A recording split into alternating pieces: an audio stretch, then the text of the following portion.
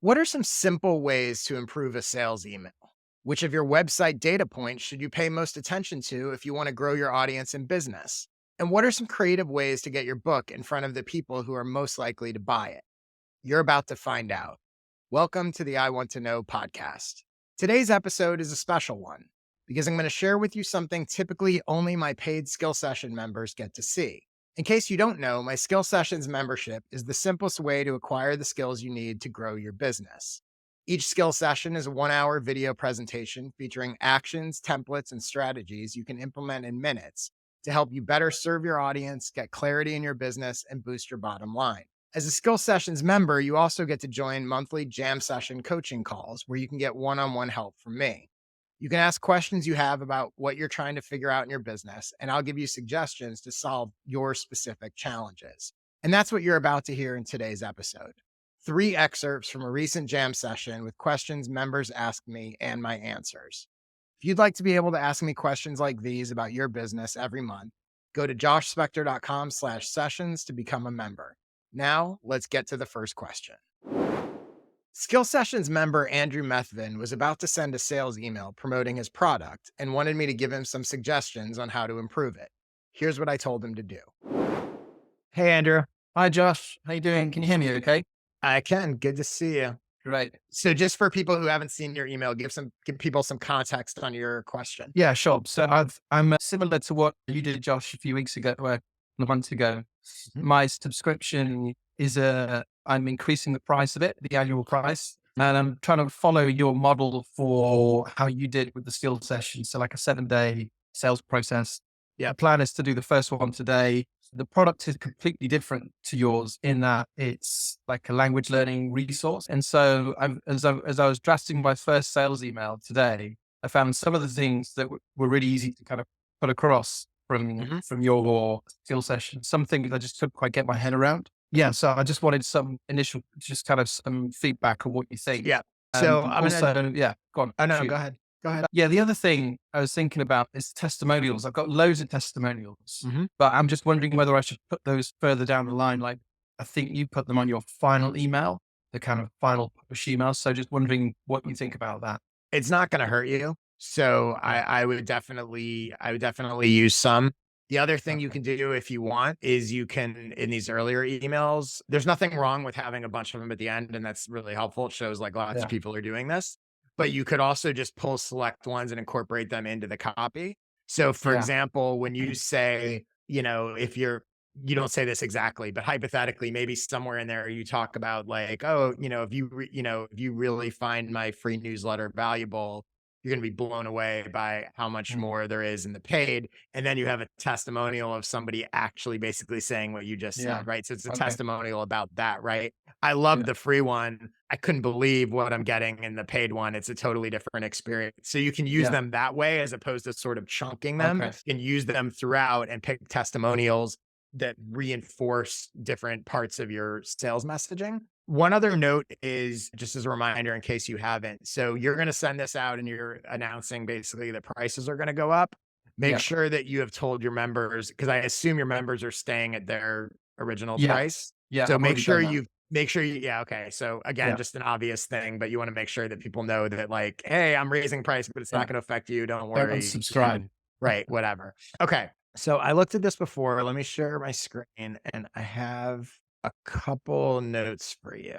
So Yeah. this is the draft of the email that Andrew is Yeah. planning to send. And again, for those of you that have gone through my 1 week promo plan, he basically used what I had done as a template, which is awesome. Mm. That's the whole point. Hopefully it makes this stuff easier for you. Okay, so a couple notes. So one is the subhead here, right? So become a Yeah. member of Real Time Mandarin Plus. In their inbox, I'm not sure if they're going to see that as preview text, but if they are, I would be a little concerned that they're going to tune out and assume it's just a sales email. Yeah. Okay. So I'm not sure that I would do, instead of become a member of Real Time Mandarin, like the reason why I don't put that in the subject line itself is because Mm. I'm just trying to get them curious. I don't want them to think, oh, sales email, I'm not opening Yeah. it. Right. Okay. So instead, you might tease like, a big change is coming. Okay. They're Good. like, oh, what's the Yeah. big change? Right. So you're going to Yeah. flip it and you're going to use that subhead or introducing a new chapter or whatever, the next level of real time Mandarin, whatever it is, something that makes them go, oh, what's that? And Yeah. doesn't make it feel like a sales email. The next thing, the button. So your call to action here, upgrade to paid. You always want the button to be positive, not negative. Yeah. So paid, upgrade's a positive word, but paid is like, oh, it's a negative word, right? So instead of that, like even become a member, join now. Like there's a million things to do, but I don't think you want paid there. I Okay. think you want something, you know, you just want it to skew positive, right? You don't want it to feel like, oh, this is going to be you're not reminding them that they're now going to have to, Mm. even though it's obvious. But then the other thing I saw in here. So people, I've talked about this before. People's always a red flag word. There's always Yeah. a better word Yeah. for it. I So remember. instead of what people are saying, it could be what members are Yeah. saying, what subscribers are saying, Yeah. that Fans. just something that, what language Yeah. learners, something that the people that are reading Yeah. this will go, they identify with, right? That Yeah. I'm one of those things, right? Mm. The other thing is you could even, if you wanted, what people, what they're saying about it is fine, but you could even go, why language learners love real time. Ah, Language learners may not good. be the right thing, but Yeah. why fill in the blank description love Yeah. real time Mandarin Plus, Yeah. or what they love about it, or, why they find it valuable, or that kind of thing. Why might be better Yeah. than what they're saying. Great. Okay. And then, yeah, I think those were my big notes. I mean, overall, I thought it looked pretty good. Oh, little things, what's included in the Yeah. membership, what you get, what you get as a member. I'm always trying to look in terms of like, Yeah. can you use the word you, like you're talking to Yeah. them, right?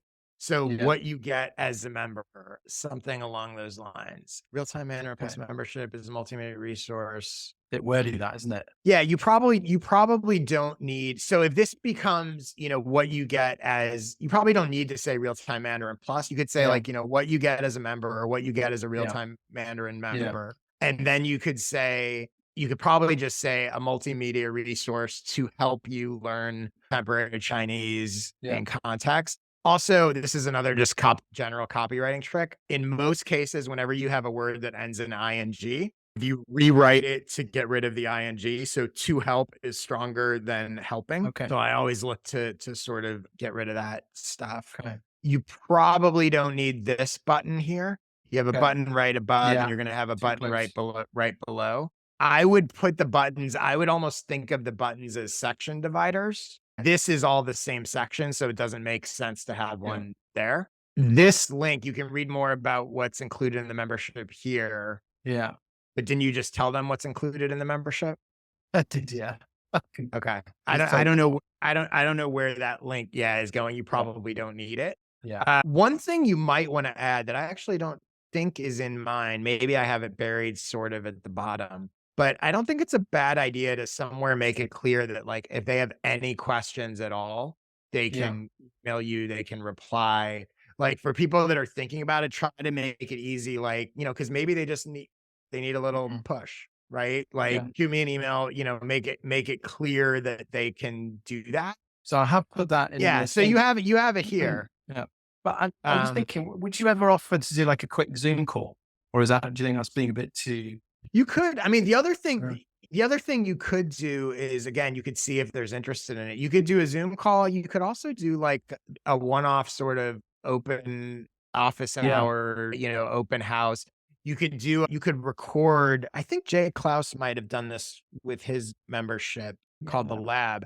You do a tour, right? You could say, "Hey, I'm gonna go on Zoom. Here's a link, and I'm gonna give Yeah. you a behind the scenes tour of what's in this membership, so you can actually see it and Yeah. answer any questions you have," which isn't a bad idea. Even if not many people show up, you can record it and it gives you an asset to actually Yeah. show people what's in it. So that's something you could easily do, and it wouldn't have to be, it could be Yeah. to be long. But yeah, overall, I think you're on the right track. Right. I've got one more question. Yes, go ahead. Sorry, is this, I don't want to take up too much time, No, but go ahead. thank you. Really appreciate it. Yeah. So the thing that's different about my product is that whereas yours, it's really clear to link each skill session to an Mhm. outcome. So like sales things or, improve this part of your business. Whereas my content is more geared towards current affairs and just the slow process of language learning. It's like a Mm-hmm. kind of a continual thing. So for example, here in my 3 buckets, maintain, Mm-hmm. improve, keep your language up to date, there are particular target audiences in there. So Mm-hmm. for example, one key one of people that have been in China and come out. So what they wanted, their pain point is keeping kind of current and like keeping on top of what's going on. And so I was thinking about doing like you did, if you haven't been to China for years and you want to keep up to date. And then the angle would be to just share some links that I know are kind of newsletters that I know are interesting to people like that. But there's no particular solution. It's not like a solution to a problem. It's Mm-hmm. more like a theme, you know? You What know do you what you can do? You can borrow. I can't remember if I don't know. I don't think I showed this before. This is a sales page I wrote for. By the way, if anyone wants copywriting help, let me know because I am think? doing copywriting for clients and writing sales pages and stuff. So this is a guy who sells a course to high school coaches about how to build their high school Right. basketball programs. But there's a section in here that you might find helpful to borrow. Okay, so here. So what we did was we identified within sort of his target audience of high school coaches, there's multiple sort of specific situations, which is kind of, I think, what you're talking Yeah. about, right? So we had this section where we identified, like, so for him, some people were looking for a coaching job. Some people had a coaching job, but were looking to like get promoted to a bigger school or whatever. Some were just starting at a school that was, had a struggling program. Some were taking over a successful program, and some already had a successful program and they're just trying to maintain and whatever, right? So those were his sort of different use cases. And we literally, Yeah. a solution for your unique coaching situation, you could easily adapt this to yourself. So you pick your Yeah. 3 to 6 different scenarios and just in a sentence told you, if you're this person in this situation, here's what it's going to help you do. Right. Because again, very similar to what you're talking, and I've since used this in other sales pages as well that I've written for people, this same sort of thing. And I think it works really well because it's a way of answering for people that are like, I'm not sure if this is quite right for me. Right. So, like in this example, you might be a coach, you're like, yeah, but I'm not looking for a new coaching job or I'm not starting over. Mm. I already have an existing thing. I'm not sure it's me. And this is a way for us to just literally in a sentence be like, no, this is exactly for you. Right. So you can identify. So I would do a version of that you could incorporate if you know clearly, like, here's the different sort of use cases. Okay. And would you do that in one email? So the title would be like, if this is you, something Yeah, like that. it can And be, then it can be, it can go. be, yes, you could do it in an Yeah. email or you could have it just be a section of your email. Again, it doesn't, this Okay. isn't long. And again, it doesn't, here we have 5 different options, but it literally could be 2 or 3 or, Yeah. it's just a way, if like there's a couple different use cases for this, Okay. it's just a way to call it out. Great. I'm going to Cool. copy that shamelessly. Yeah, go for it. Uh, It's worked. It works really well. And I could think you it also share the helps. link in the chat? Yes, I will. Thank you, Josh. Thank you so much. Our next jam session excerpt comes from my conversation with member Dorothy Stainbrook. Dorothy wanted to know what to look for in the data on her website that could help her grow her audience and business. Here are the few key things I suggested she consider. Hey, Dorothy. Hi, thanks.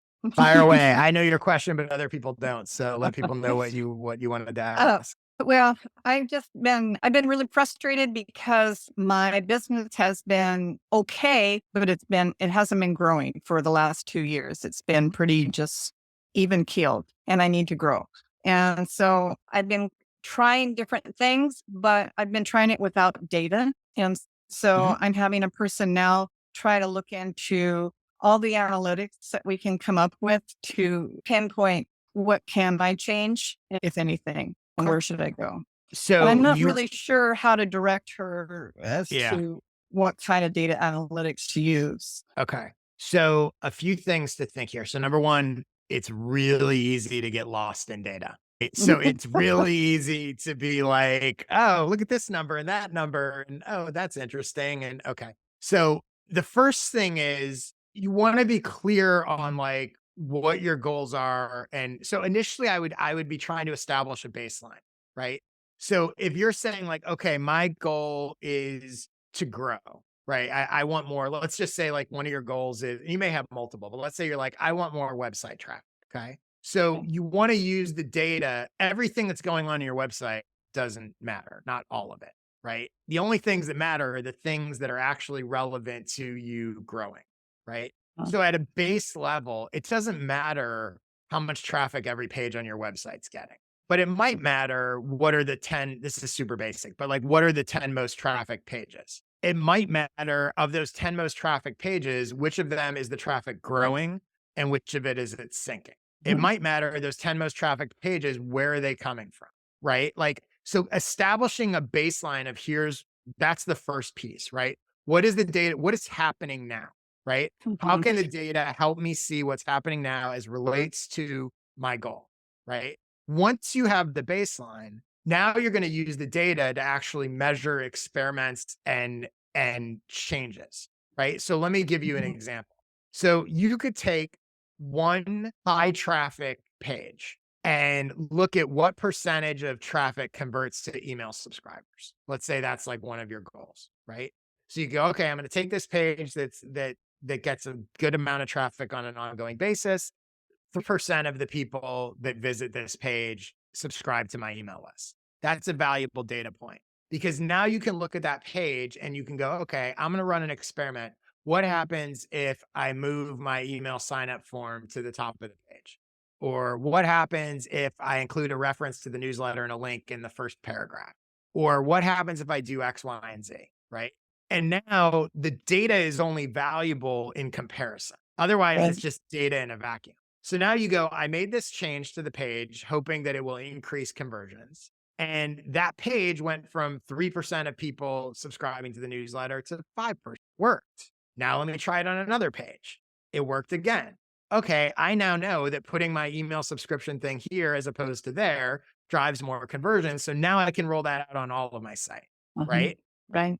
In a vacuum, the number of like, oh, 3% of people convert, it doesn't really help you that much. But the comparison to a change, right? Let's say you made that change and for the 3% number dropped. You're like, well, that didn't help. Let me try a different change, right? The comparison is where the data is really going to help.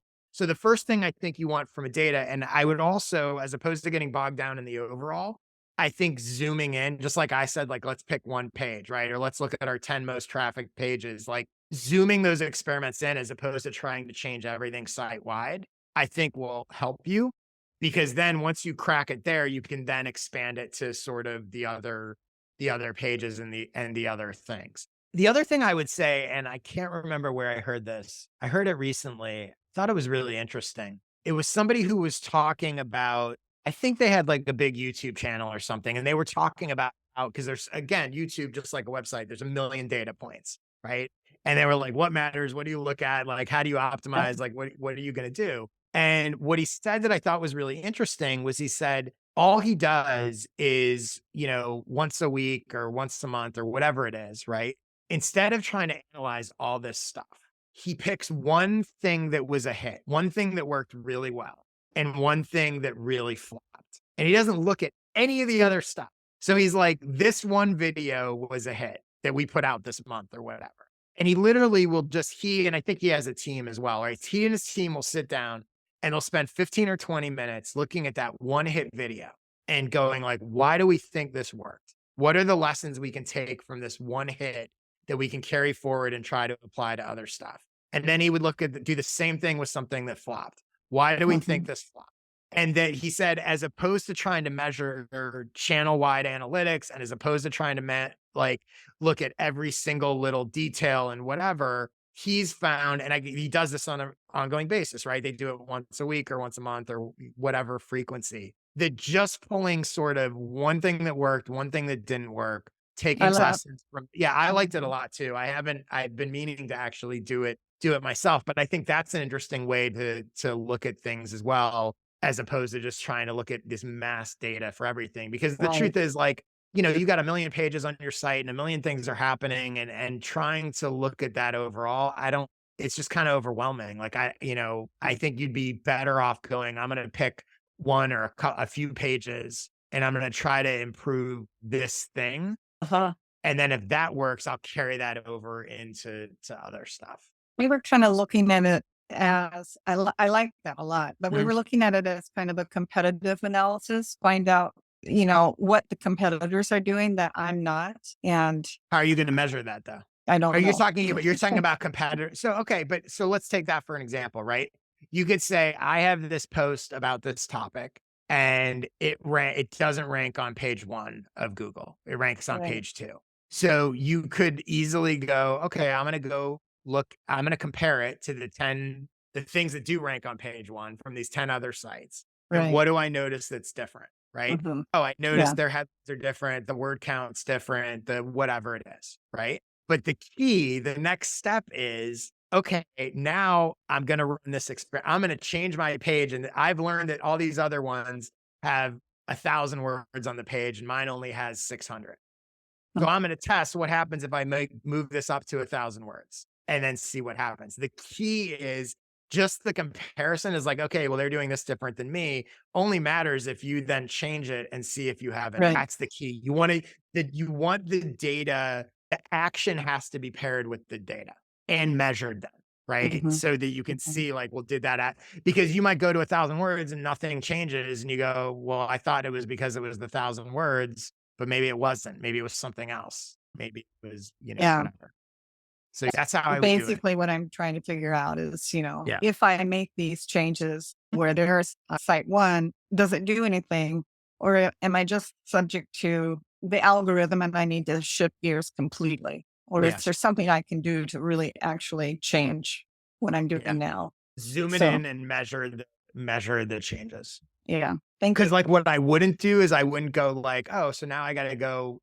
There's no reason to go update 50 of your posts if you've updated 5 until you've updated 5 and seen that it works. Hmm. Right. So Right. that's where I would do. Yeah. Okay. Thank you. Well, thanks, Dorothy. One of my favorite things to do for members in my jam sessions is to have the chance to give specific suggestions to them based on their individual situations. That's exactly what I did for Dr. Carol Kime in this excerpt, where I helped her figure out how to market her book. Hey, Dr. Carol. Hey, how's it going? Good. So, I'm a pediatrician and I've written a book called The Baby Manual, and I think it's the next great baby book. It's like the Dr. Hmm. Sears, but for our generation, and written by a Dr. Mom. And I want to get it out there. And a lot of the people I've shown it to or talked to say, man, I wish I had this when my baby was little, but now they're big and they don't need it anymore. I don't know. I feel like I have like my podcast is all over the world, my TikTok, like I've got a decent following, but I just don't Hmm. know if I'm really conveying this type of stuff that's in my book are the type of things that people call about in the middle of the night when they come up suddenly when you have a new baby. Hmm. And you don't know necessarily what you don't know yet. So the target audience, the buyer, is someone who has a baby, is about to have a baby. Yes, it's really so it's for parents of like newborns in the first year of life. Hmm. Ideally, they should be reading it while they're still pregnant so that they're prepared for all these Hmm. things that pop up that seem really scary but aren't. And I'm guessing they're not currently listening to or consuming your stuff because they don't have kids yet. So your audience is not exactly that, right? Or am I I wrong in don't that? know. I think my following is partly people who are pregnant, partly parents of young babies. Okay. So the part of your following that is people that is aligned with the book, are you finding they're not interested? They're not aware of it? The book's already out? Yes. Okay. What do you think is happening? Are they buying it? They're not buying it. They're not aware of it. What do you think? I don't really know. I guess I don't know how to track it very well. So I would start there. I would identify even just a handful of people in your audience that you're like, this book is for this person, and have conversations with them. Hey, did you know that I have this book? You're going to be shocked because some of them are going to go, I didn't even know you had it. Right. Yeah. And if they go, yeah, I did. I'm just curious, like, if you're not interested in it, or even just like, what do you think it's about? Like, what do you think it helps you do? Or if you're not interested in it, why, like, no pressure, but like, I'm just curious, like, why not? Cause I feel like I wrote this for someone in your situation. And so something's not resonating or I'm not talking about it right or whatever. So having some of those conversations, you will learn a ton, even if you just talk to 5 different people, right? If you have some people that have bought it and talk to them, same things. How did you hear about it? Why did you buy it? What did you think it was going to be? Like, you need to learn what you're guessing, and you don't really have to guess. Like you can find out, and that's going to help you in a million different ways. Mhm. The other thing is that, so that's where I would start. Then the other thing that I would do is you want to, from a marketing standpoint, you want to think about who can aside from your own audience, who can reach, you have a very specific buyer for this book. And luckily there's lots of people that are reaching those buyers. So for example, like this should be a baby shower gift. Who's organizing baby showers? Who has blog posts recommending baby shower gifts, right?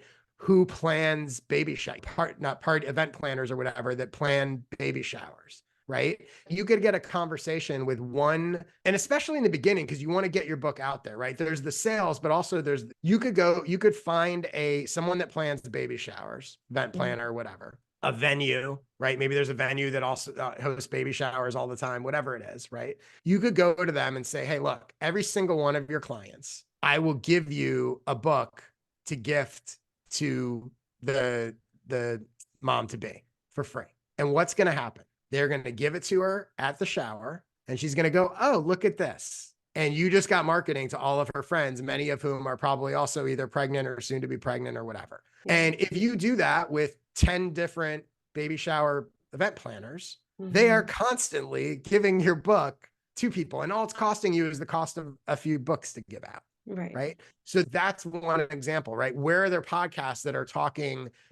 There's a skill session called the Podcast Booker about getting yourself booked on podcasts. You should be trying to get booked on podcasts that expecting moms are listening to. That's the way I would be thinking, right? Where are the people that are reaching this audience beyond your own? I mean, talk to your own and you'll learn and you can promote to your own anyway.